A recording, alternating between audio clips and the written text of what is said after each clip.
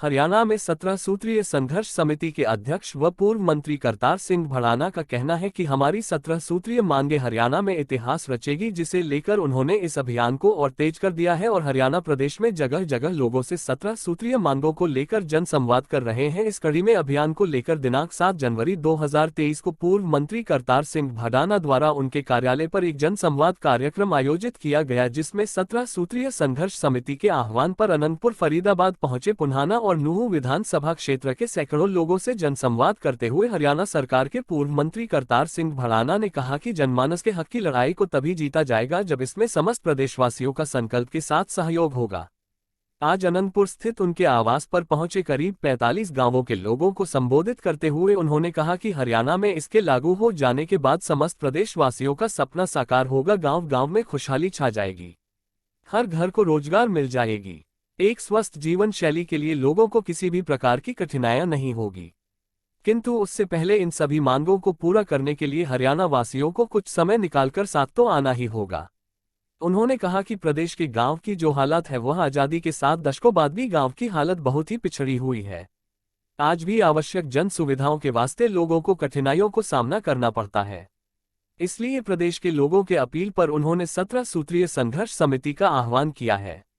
दूरदराज से आए हुए लोगों के साथ जन संवाद करते हुए उन्होंने बताया कि अगर मौजूदा सरकार ही इन सभी मांगों को पूरा कर देती है तो हम उनके साथ हैं।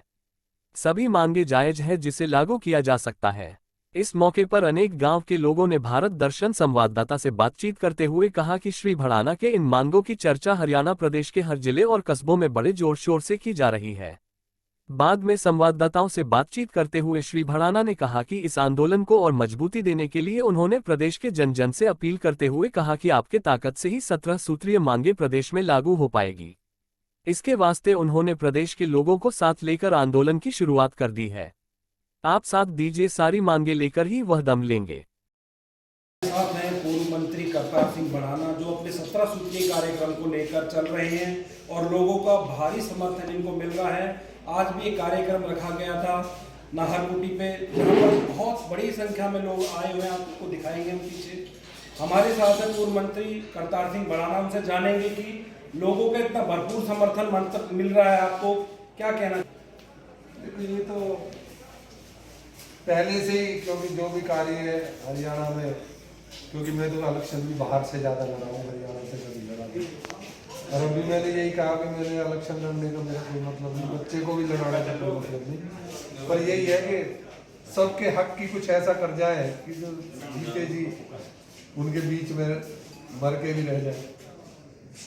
तो ऐसा कुछ कार्य करने के लिए इनकी बुलाया। भाई आप लोगों अगर इकट्ठे हो जाएंगे तो पहले इसी सरकार के पास जाएंगे। और मुझे उम्मीद भी है कि खट्टर साहब इस बात को, जब उनको लगेगा कि की जा सकती है, हम डिमांड वही करेंगे जो की जा सकती, जो हो सकती है। तो इसलिए हमें उम्मीद है उनसे कि वही हमें दिला दे, पर वो मिलेगी जब सारा हरियाणा इसके लिए तैयार होगा और उनकी जरूरत होगी और सरकार की हम जरूरत बने। जो लोग हैं वो सरकार की जरूरत बनेगी, तभी तो सरकार देगी।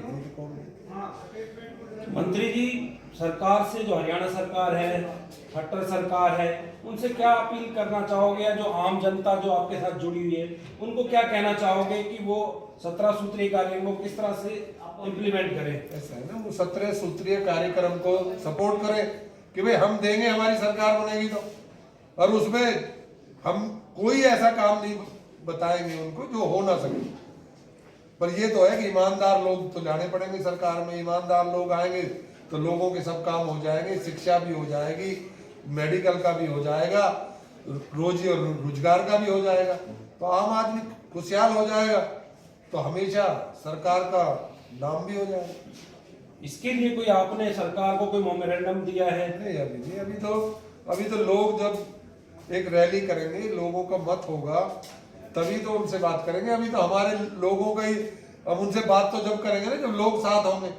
अगर जी आप इस काम को हमें अरे करो, हम तुम्हें सपोर्ट करेंगे। जब हमारे साथ सपोर्ट ही नहीं होगी तो हम उनसे डिमांड क्या करेंगे?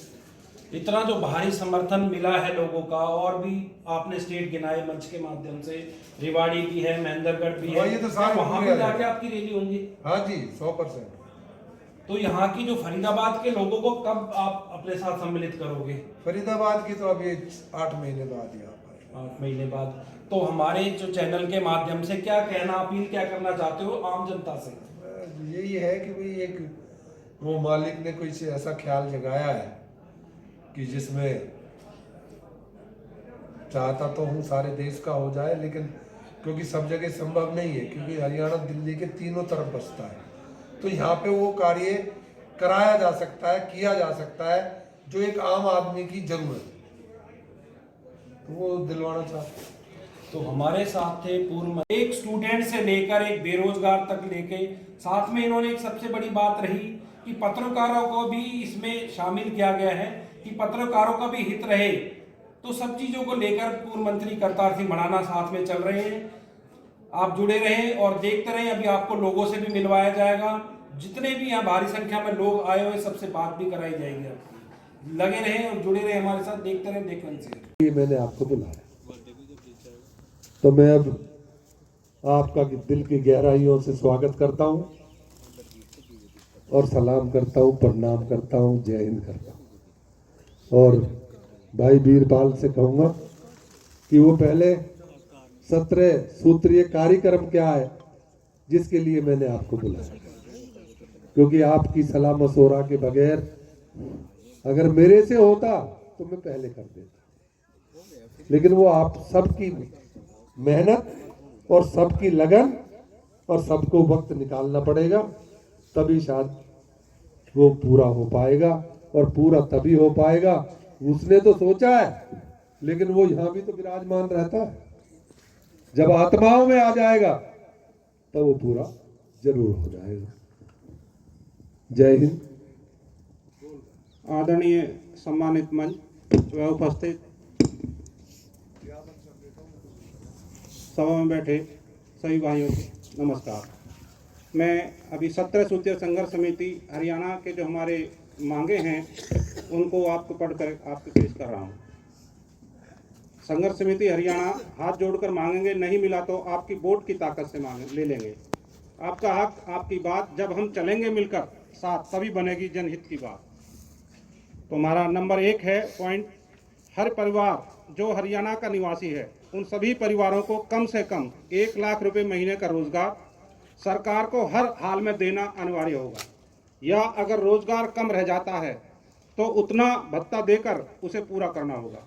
किसी भी छोटे व्यापारी के यहाँ कोई भी प्रशासनिक अधिकारी परेशान नहीं करेगा। जो वकील कोर्ट में प्रैक्टिस कर रहे हैं उनकी प्रैक्टिस का समय 6 साल से कम है, तो सरकार को हर हाल में वकील को 25,000 रुपये महीना बेरोजगारी भत्ता देना होगा। पॉइंट नंबर 2, किसानों को उनकी फसल का रेट जो वर्तमान में होगा उसको 50 रुपये बढ़ाकर देना होगा। सभी फसलों को बेचने का पहला अधिकार किसानों का होगा, और अगर फसल मंडी में नहीं बिकती है तो सारी फसल सरकार को खरीदनी होगी, और खाद व बीज का रेट जितना बढ़ता है फसल का रेट भी उसी के अनुसार बढ़ाकर देना होगा। और ट्यूबवेल का कनेक्शन बिना लागत के देना होगा। वह 7 हॉर्स पावर की मोटर जिस किसान परिवार के पास होगी उसकी बिजली किसान को मुफ्त देनी होगी। कनेक्शन अप्लाई करने के 3 महीने के भीतर देना होगा। किसानों को खाद, बीज, बुआई, जुताई की सारी सहूलतें महाराष्ट्र सरकार की नीति पर देनी होगी। मांग नंबर 3, गैस, डीजल और पेट्रोल का रेट हरियाणा के मुकाबले जिस भी राज्य में सबसे कम होगा उस राज्य के रेट से गैस, डीजल और पेट्रोल 5 रुपये लीटर कम दाम में देना होगा। डीजल गाड़ी को 10 साल और पेट्रोल गाड़ी को 15 साल होने के बाद भी सड़कों पर नहीं रोका जाएगा, बल्कि गाड़ी की फिटनेस देखी जाएगी। यदि गाड़ी की फिटनेस ठीक है तो उसे नहीं रोका जाएगा।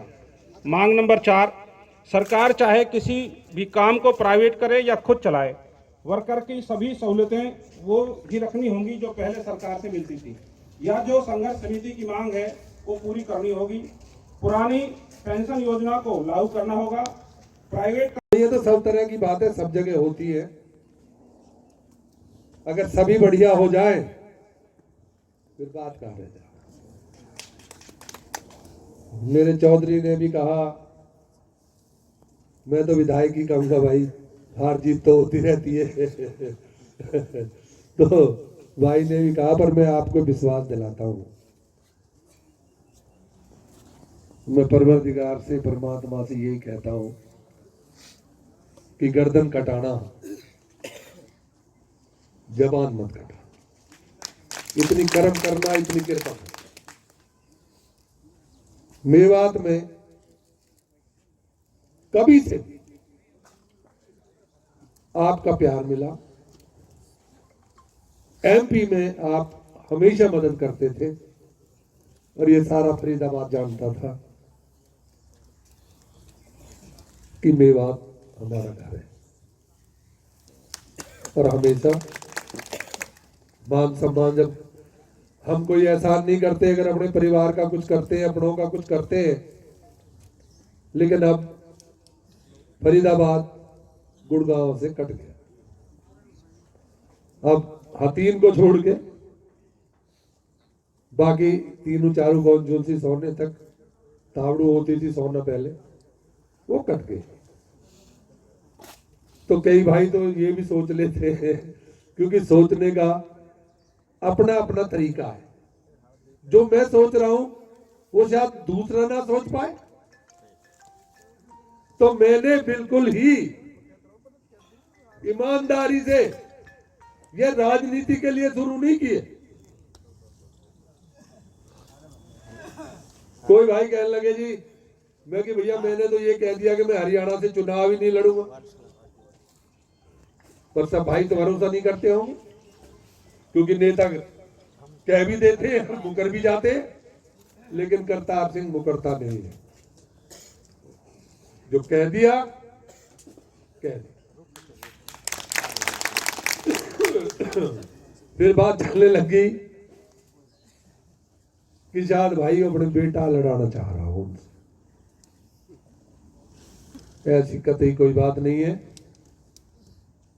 जिस परिवार पे मेरा हक होगा, क्योंकि परिवार भी बड़ा होता है, कोई गलती कर दे, लेकिन मेरे परिवार का कोई व्यक्ति मेवात से इलेक्शन नहीं लड़ेगा, ये भी बता दूंगा। लेकिन कई भाई सोच रहे होंगे मेवात से क्यों शुरू किए। ऊपर वाले की मर्जी थी कुछ, क्योंकि दक्षिण पश्चिम से किसी कार्य को शुरू किया जाता है, और दक्षिण पश्चिम में झिरका, पुनाना और नूह आता है।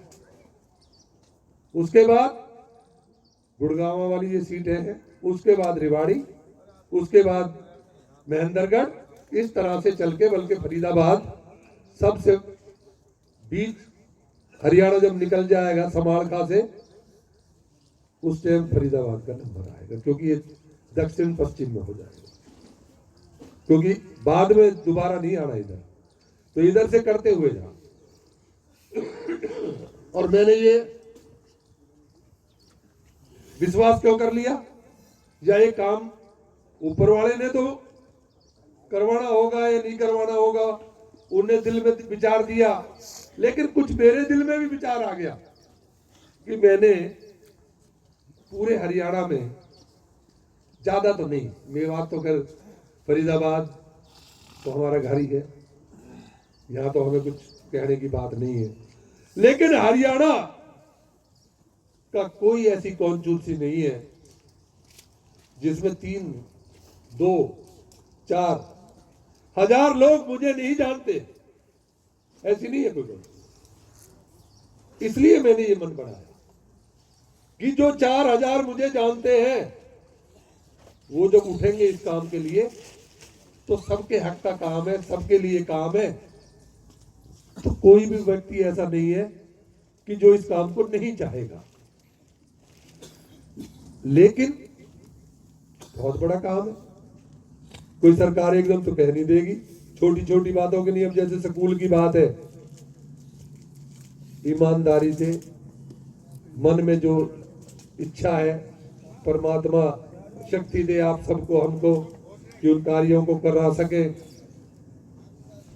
सबसे पहले तो बच्चों की पढ़ाई जरूरी है, तो कुछ ऐसा सिस्टम लगवाएंगे सरकार से कि गरीब अमीर में फर्क ना रह जाए, और जो बच्चा पढ़ना चाहता है वो पढ़ जाए। ये कार्य किए जाएंगे, लेकिन ये हर हलके की समस्या अलग अलग है, कहीं पे कोई है, कहीं पे कोई है। तो इसलिए कहा गया है कि आप एमएलए उसे बनाना जो तुम्हारी सारी बातों को पूरे करने की बात करे। मैं ये नहीं कह रहा कि तुम इसको बना देना, मैं ये नहीं कह रहा उस पार्टी को वोट दिलवा देना, मैं ये कह रहा हूं कि तुम अगर इकट्ठे हो जाओगे, मेरे पास अगर सारी समस्याओं को हल करने की अगर ताकत होती तो मैं आपको तंग नहीं करता, मैं उसे कर देता, क्योंकि इतना तो मुझे भी चाहिए कि कुछ ऐसा कर जाऊं जो मर के जिंदा रह जाऊं। लेकिन इसमें आपकी मदद की जरूरत है, लेकिन मदद राजनीति से, एक भाई से दूसरा भाई खुश नहीं है। मैं अपने घर में बताऊं, हो सकता है मेरा भाई मेरे से इसलिए खुश ना हो भाई कहीं से इलेक्शन लड़ने की बात आ जाए, हो जाता है कई बार। तो आपने निजी जहां तक बातें हैं वहां तक आप खूब लड़ो और अपनी अपनी कोशिश भी करो, लेकिन जब इस 17 सूत्रीय का कोई काम आए तब बटना नहीं।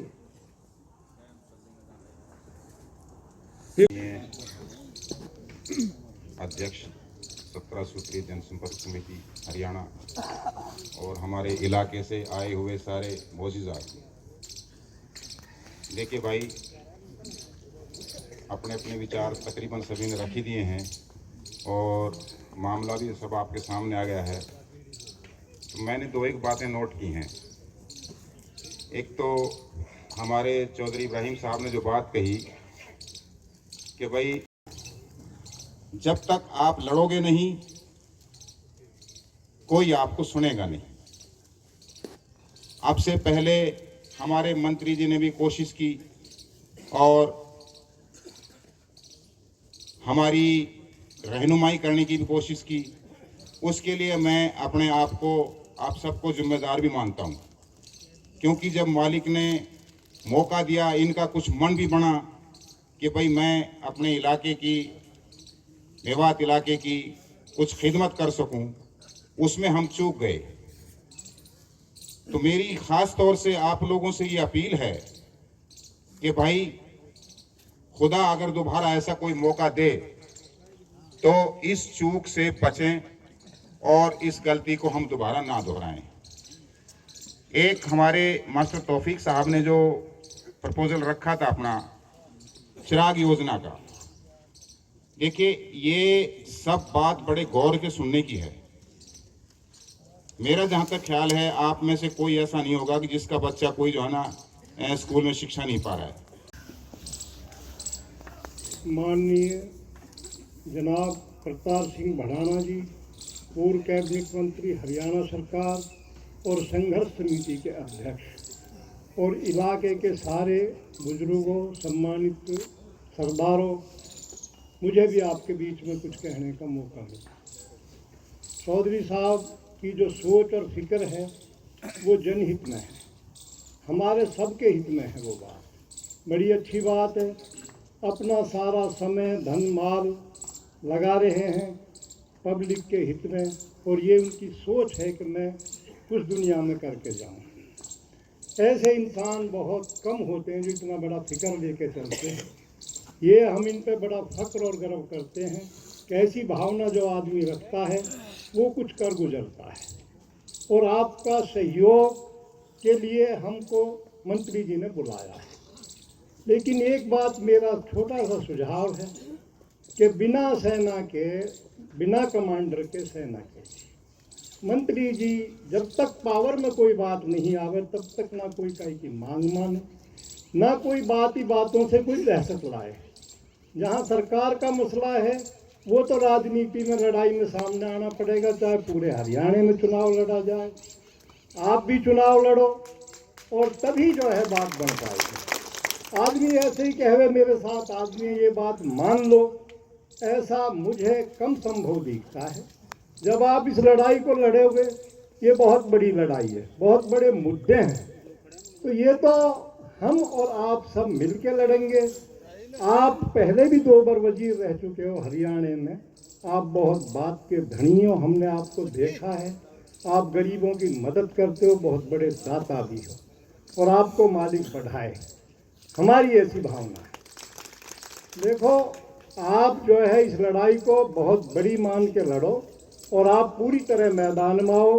देखो, मेरी समझ में एक बात कम आई जी, मुद्दे सारे अच्छे, सारे हित में, बहुत बढ़िया, कुछ मन जाए कुछ रह भी जाए, कोई बात ना। सरकार से लड़ाई है या सरकार में भागीदारी करनी है, जब तक भागीदारी ना, जब तक हमें क्या मिलेगा। तो मंत्री जी, मेरा तो एक सुझाव है कि आप पूरी तरह लंगोट बांध लो, मेरी भाषा में है जी, बात ही है, और फिर ये लड़ाई लड़ो, तभी सफलता है। देखो, सारे लोग आपसे बहुत मुतमईन हैं, खुश हैं, और आप अच्छे आदमी हो, सच्चे आदमी हो। आपका अपना हित नहीं है, आप तो कुछ करने के लिए बैठे हो, और हम लोगों को आपका साथ देना चाहिए और अच्छी बात में शामिल होना चाहिए। देखो, बहुत फरेबी झूठे राजनीति में आजकल ऐसे लोग आ रहे हैं। आप तो बड़े जबान के आदमी हो और बहुत सिस्टम के आदमी हो, अपने घर से सारा कुछ लगा रहे हो। बहुत आदमी तो इधर उधर से ये वो बेईमान, आपकी नेक कमाई है, और मालिक आपको ऐसा रुतबा दे, हमारी ऐसी भावना है। आप खूब फलो फूलो बढ़ो, हम आपके साथ, ऐसी हमारी भावना। अस्सलाम वालेकुम। धन्यवाद खान साहब, आपने अपने विचार रखे। अब कोई और सज्जन अपने विचार रखना चाहे, आओ सरपंच साहब, आ जाओ।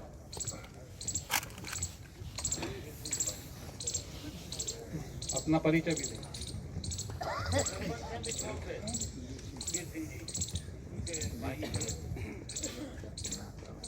चौधरी हैं। नमस्कार, सलाम वालेकुम।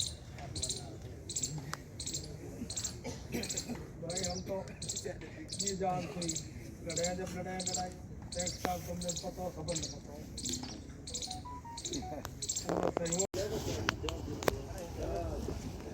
हमारे भाई जी के चौधरी हैं, चौधरी इब्राहिम। आप बोलो, आप मामू जी बोलो, कितने बात है आप? नमस्कार, अस्सलाम वालेकुम। वैसे तो मैं बीमार चल रहा हूँ 1 महीने से, लेकिन आज बोले बगैर नहीं रहा जा रहा, क्योंकि ये जो 17 सूत्रीय कार्यक्रम जो पढ़कर सुनाया है, उनसे हम बहुत प्रभावित हुए और बहुत अच्छा लगा। अच्छा भी लगा और यकीन भी हो रहा है कि ये शायद हो जाएगा। कुछ लोग और हम भी ये सोच रहे होंगे कि इस 17 सूत्रीय कार्यक्रम में जो कुछ मांगे रखी हैं हमने, हमारे सर ने, ये बहुत कठिन है। कठिन है भी, लेकिन कठिन तब नहीं हो सकती जब हम लोग एकजुट होकर इस लड़ाई को लड़ेंगे, जो सर ने पहले हमसे कह चुके हैं। आज बड़ी मुश्किल हो रही है मुझे बोलने में, क्योंकि मेरी प्लेट डाउन हुई पड़ी है और मैं बोल रहा हूँ यहाँ पर। मुझे बहुत अच्छा लग रहा है कि हमारे सम्मानित व्यक्ति, हमारे सम्मानित साथी और हमारे इलाके से मौजूदा सभी लोग यहाँ पर मुझे नज़र आ रहे हैं। लेकिन एक एक पॉइंट जो इन्होंने बनाया है, मुझे लगता है इतना अच्छा है, सबके हित में अच्छा है।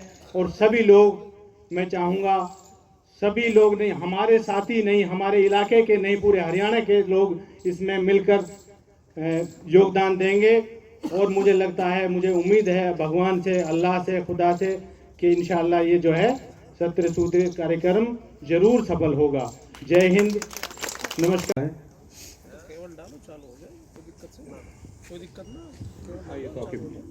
बहुत शुक्रिया। और अभी सर ने जो 17 सूत्री कार्यक्रम पढ़े थे, बहुत अच्छा लगा। चूँकि मैं एजुकेशन से बिलोंग करता हूँ, एक टीचर हूँ, और हरियाणा विद्यालय अध्यापक संघ का डिस्ट्रिक्ट जो बॉडी है उसका मेंबर भी हूँ।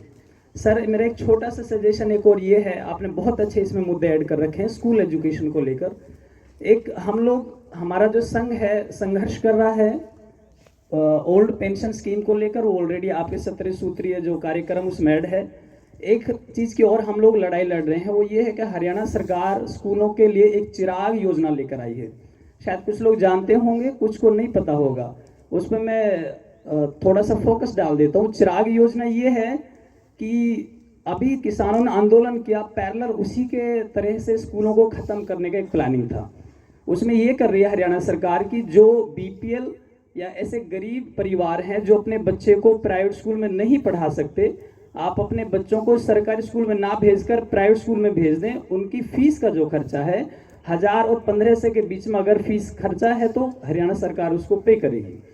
तो अब गरीब आदमी कर क्या रहा है, सरकारी स्कूलों से बच्चों को निकाल कर, जहाँ पर अमूमन हम और आप जैसों के बच्चे ही पढ़ते हैं, वहाँ पर कोई करोड़पति अरबपति अपने बच्चों को नहीं भेजता है।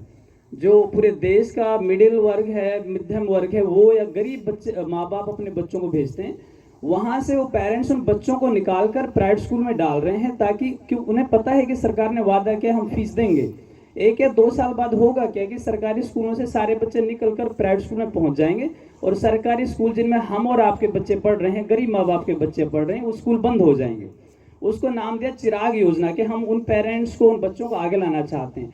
जब वो सरकारी स्कूल बंद हो जाएंगे तो प्राइवेट स्कूल वाले फिर ये करेंगे कि वो एक मेमोरेंडम जारी करके बोल देंगे कि अब हम आपका खर्चा वहन नहीं कर सकते। सरकार भी कहती है कि हमारे पास अब पैसा नहीं आपको देने के लिए। उस वक्त आपको प्राइवेट स्कूल में अगर बच्चे पढ़ाने हैं तो आपको फीस पे करनी पड़ेगी। गवर्नमेंट स्कूल से ऑलरेडी सरकार चिराग योजना के तहत खत्म कर चुकी है।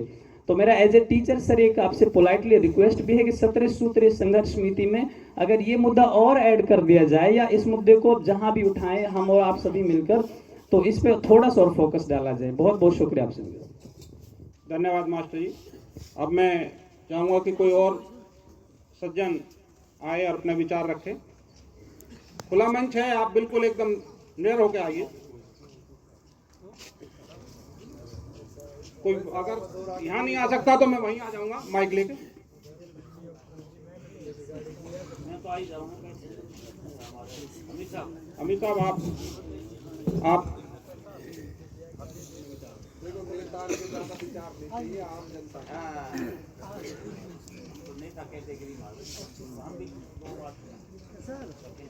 अस्सलाम वालेकुम भाई।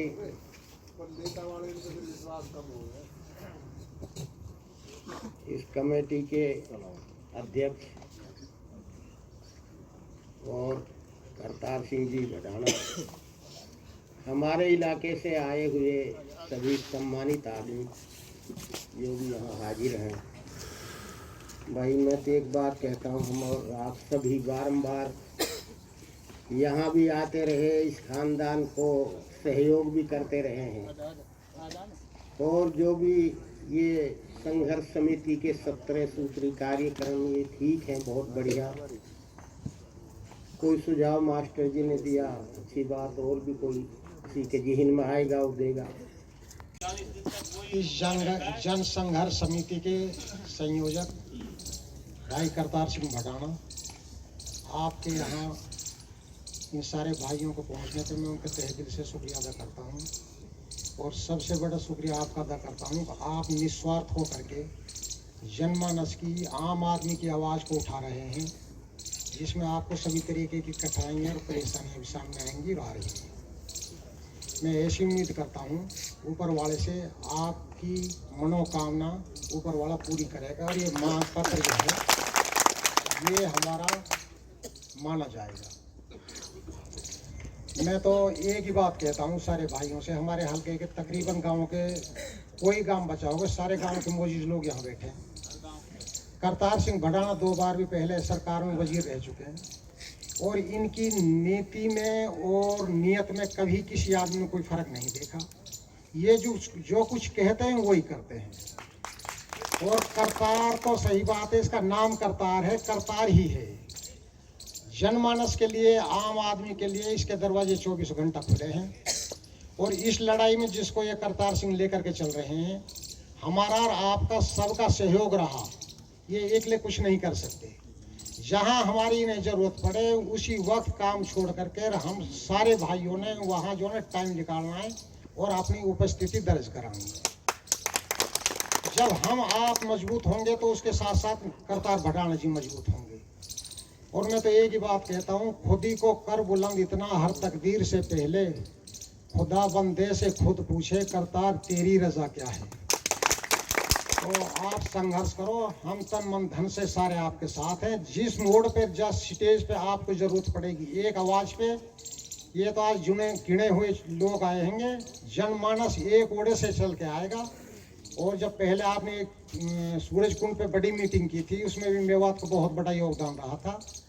और अब के जहाँ भी आपको जरूरत पड़ेगी, उससे कई गुना बढ़ करके मेवात वासी आपका जो है ना तन मन धन से सहयोग करेंगे। अस्सलाम वालेकुम।